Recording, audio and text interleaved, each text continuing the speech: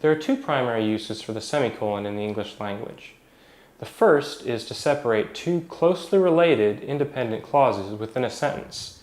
If you use a semicolon, there's no need to include a coordinating conjunction such as and. The second use for a semicolon is to separate items in a list when the items are long and complicated or contain internal punctuation such as a comma.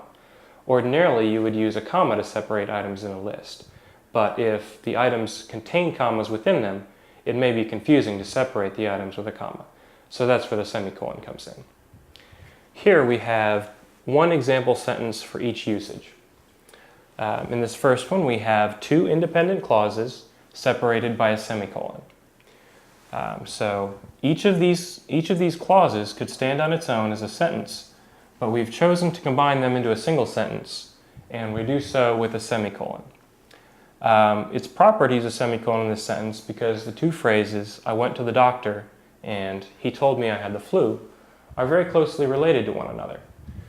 Hearing that you have the flu is a direct result of going to the doctor. You would not, for instance, be able to use a semicolon in a situation where your two clauses were, I went to the doctor, I scored a 99 on my exam, because they're not related in the same way that these are. So in order to use a semicolon to separate two independent clauses, the two clauses must be very closely related to one another. The second example was items in a list.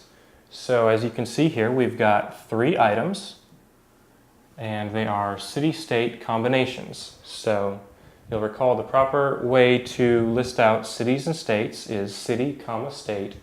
So each item has an internal comma. So it could be confusing to try to separate them with commas, so the proper usage in this instance is to use a semicolon to separate each of them. So these are the two primary uses for semicolons in English.